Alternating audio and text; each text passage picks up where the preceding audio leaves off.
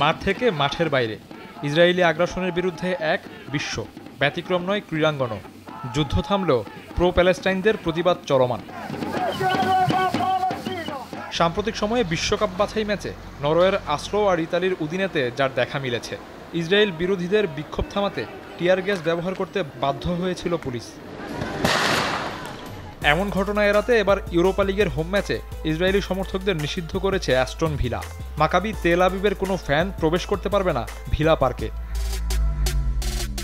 তবে ক্লাব কর্তৃপক্ষের এমন সিদ্ধান্তে খুশি হতে পারেননি ব্রিটিশ প্রধানমন্ত্রী কিয়ার স্টারমার। সামাজিক যোগাযোগ মাধ্যমে করেছেন বিরোধিতা। সামর্থ্যের সর্বোচ্চ দিয়ে হলেও ইসরায়েলি সমর্থকদের নিষেধাজ্ঞা তুলে নিতে কাজ করছে যুক্তরাজ্য সরকার। এটা ভুল সিদ্ধান্ত। আমরা ইংল্যান্ডের রাস্তায় ইসরায়েল বিদ্বেষ সহ্য করব না। পুলিশের উচিত কোনো সহিংসতা ছাড়া সমর্থকদের খেলা উপভোগ করতে দেওয়া। অ্যাস্টন ভিলারের সিদ্ধান্তকে লজ্জাজনক বলছেন ইসরায়েলি পররাষ্ট্রমন্ত্রী। পুনর্বিবেচনার আহ্বান।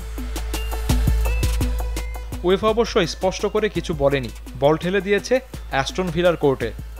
বাছাইকৃত কাঁচামাল ও স্বয়ংক্রিয় ইউরোপিয়ান মেশিনে তৈরি হয় all time honeycomb, all time healthy life. একটা ম্যাচের নিরাপত্তা সম্পর্কিত কাজগুলোর দায়িত্ব স্থানীয় প্রশাসনের কাছে থাকে।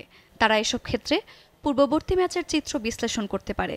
ম্যাচে যাতে পূর্ণ নিরাপত্তা থাকে, এজন্য উভয় দলের একমত হওয়া জরুরি। তবে ৬ November villa মাকাবি Tel Aviv match high risk মনে করছে West Midland police. Shafiuddin Shaon, channel 24।